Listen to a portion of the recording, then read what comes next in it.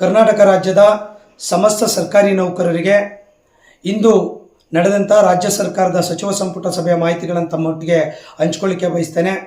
ಬಲ್ಲ ಮೂಲಗಳು ಮತ್ತು ಕೆಲವರು ಹೇಳಿರುವಂಥ ಮಾಹಿತಿಗಳ ಪ್ರಕಾರ ಇಂದು ನಡೆದಂಥ ಸಚಿವ ಸಂಪುಟ ಸಭೆಯಲ್ಲಿ ರಾಜ್ಯ 7ನೇ ವೇತನ ಆಯೋಗ ಶಿಫಾರಸು ಮಾಡಿರುವಂಥ 27.50% ವೇತನ ನಿಗದಿಗೆ ರಾಜ್ಯ ಸರ್ಕಾರ ಅನುಮೋದನೆ ನೀಡಿದೆ ಎಂಬತಕ್ಕಂಥ ಮಾಹಿತಿ ಸಿಕ್ಕಿದೆ.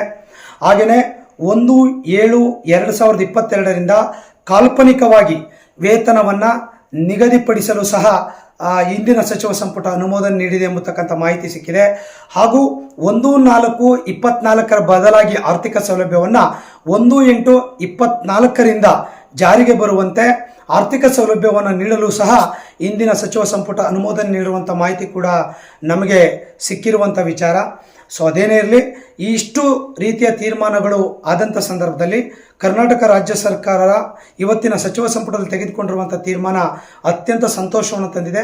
7ನೇ ವೇತನ ಆಯೋಗಕ್ಕೆ ಸಂಬಂಧಪಟ್ಟಂತೆ ಇವತ್ತು ತೆಗೆದುಕೊಂಡಿರುವಂಥ ತೀರ್ಮಾನಕ್ಕೆ ಸನ್ಮಾನ್ಯ ಮುಖ್ಯಮಂತ್ರಿಗಳಾಗಿರುವಂಥ ಸಿದ್ದರಾಮಯ್ಯ ಸಾಹೇಬರಿಗೆ, ಉಪಮುಖ್ಯಮಂತ್ರಿಗಳಾಗಿರುವಂಥ ಡಿ ಕೆ ಶಿವಕುಮಾರ್ ಸಾಹೇಬರಿಗೆ, ಹಾಗೆಯೇ ಸಚಿವ ಸಂಪುಟದ ಎಲ್ಲ ಸಚಿವರಿಗೆ, ಹಾಗೆಯೇ ಆರ್ಥಿಕ ಇಲಾಖೆಯ ಉನ್ನತ ಮಟ್ಟದ ಅಧಿಕಾರಿಗಳಿಗೆ, ಇದರ ಜೊತೆ ಕರ್ನಾಟಕ ರಾಜ್ಯ ಸರ್ಕಾರಿ ನೌಕರ ಸಂಘ ಸಾಕಷ್ಟು ಪ್ರಯತ್ನವನ್ನು ಎಲ್ಲ ಜಿಲ್ಲಾಧ್ಯಕ್ಷರು, ತಾಲೂಕು ಅಧ್ಯಕ್ಷರು ಮತ್ತು ಸಂಘಟನೆಯ ಎಲ್ಲ ಹಿತೈಷಿಗಳು ಮತ್ತು ವೃಂದ ಸಂಘದವರು ಕೂಡ ಸಾಕಷ್ಟು ಶ್ರಮವನ್ನು ಹಾಕಿರೋದಕ್ಕೆ ಅವರೆಲ್ಲರಿಗೂ ಅಭಿನಂದನೆಗಳನ್ನು ಸಲ್ಲಿಸ್ತೇನೆ. ಇದರ ಜೊತೆ ಇನ್ನೂ ಉಳಿದಂಥ ವಿಚಾರಗಳ ಬಗ್ಗೆ NPS OPS ಆಗುವಂಥ ವಿಚಾರದ ಬಗ್ಗೆ ಇವತ್ತೇನು ಕೂಡ ಚರ್ಚೆಗಳಾಗಿಲ್ಲ.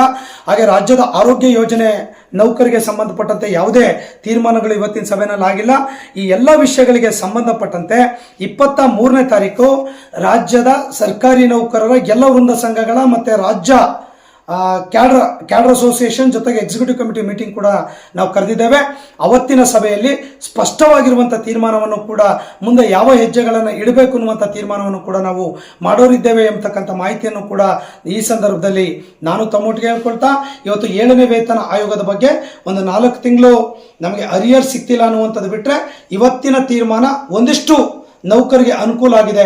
ಆ ಕಾರಣಕ್ಕಾಗಿ ಮತ್ತೊಮ್ಮೆ ರಾಜ್ಯ ಸರ್ಕಾರಕ್ಕೆ, ಮುಖ್ಯಮಂತ್ರಿಗಳಿಗೆ, ರಾಜ್ಯ ಸರ್ಕಾರಿ ನೌಕರ ಸಂಘದ 6 ಲಕ್ಷ ನೌಕರ ಪರವಾಗಿ ಅಭಿನಂದನೆಗಳನ್ನು ಸಲ್ಲಿಸ್ತೇನೆ. ಮುಂದಿನ ತೀರ್ಮಾನಗಳನ್ನು 23ನೇ ತಾರೀಕು ನಿಮ್ಮೊಟ್ಟಿಗೆ ಎಲ್ಲರ ಜೊತೆ ಕೂತ್ಕೊಂಡು ಚರ್ಚೆಗಳನ್ನು ಮಾಡಿ ಮುಂದೆ ಏನು ನಿರ್ಧಾರಗಳನ್ನು NPS ಬಗ್ಗೆ ಇರ್ಬೋದು, ಆರೋಗ್ಯ ಯೋಜನೆ ಬಗ್ಗೆ ಮುಂದೊಳ್ಳೆ ತೀರ್ಮಾನಗಳನ್ನು ನಾವು ತೆಗೆದುಕೊಳ್ಬೇಕಾಗ್ತದೆ ಅಂತಕ್ಕಂಥ ಅಂಶವನ್ನು ತಮ್ಮೊಟ್ಟಿಗೆ ಹಂಚ್ಕೊಳ್ತಾ ಇವತ್ತಿನ ಸಚಿವ ಸಂಪುಟದ ನಿರ್ಧಾರಕ್ಕೆ ನಾನು ಮತ್ತೊಮ್ಮೆ ತಮಗೆ ಧನ್ಯವಾದಗಳನ್ನು ಸಲ್ಲಿಸ್ತೇನೆ. ನಮಸ್ಕಾರ.